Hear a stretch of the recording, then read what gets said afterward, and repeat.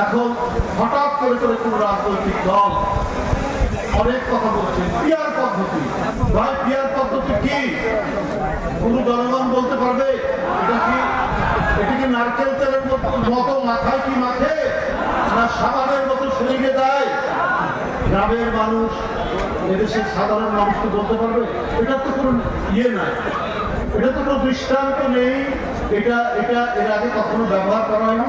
হঠাৎ করে নির্বাচন আর বেশি করে নেই, হঠাৎ করে এই কথাটি দুই একটি রাজনৈতিক দল বলছেন। যারা অনেকে ধর্ম নিয়ে রাজনীতি করে তারাও বলছেন, আরে ভাই আপনার এলাকায় কে এমপি হবে আপনি জানবেন না? আপনার তো জানার কথা। কে অত্যন্ত ভালো মানুষ, কে সাধারণ মানুষের সুখে দুঃখে আনন্দ বেদনায় আপনার কাছাকাছি আপনার পাশাপাশি থাকবে, সেই লোকই তো আপনি বাছাই করবেন। পিয়ার পদ্ধতিতে সেই বাছাইয়ের কোন সুযোগ নেই। দলের প্রতীককে ভোট দিতে হবে, দলের প্রতীককে ভোট দিতে হবে। তো দলের প্রতীককে ভোট দিলে দল বাছাই করে দিবে। তো সেখানে তো এইরকম চললে আপনার তো অনেক ধরনের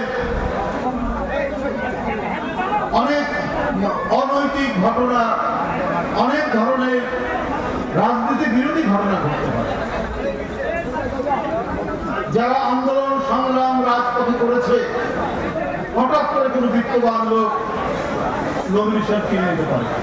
রাজনৈতিক দলগুলো আরো বেশি কর্তৃত্ববাদী হয়ে উঠতে পারে।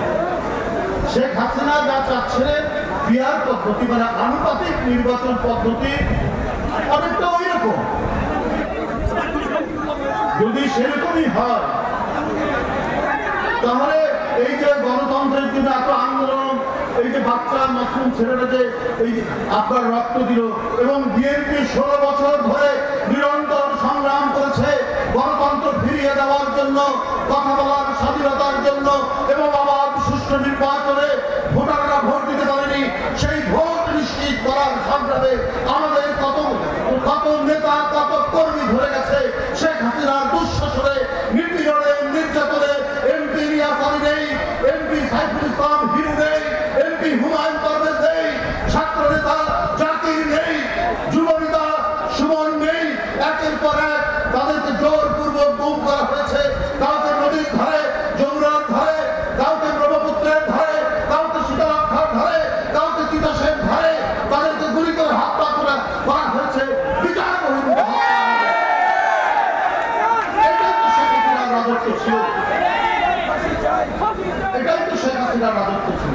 তাহলে এই 16 বছরে আন্দোলন গণতন্ত্র ফিরানোর জন্য বিএনপির নেতৃত্বে সমমনা দলগুলো তাহলে সেই আন্দোলনে যারা জীবন দিল, যারা হারিয়ে গেল, যারা নিখোঁজ হলো তাদের যে অবদান, সেই অবদানকে দল স্বীকৃতি দেবে না, দেশ স্বীকৃতি দেবে না?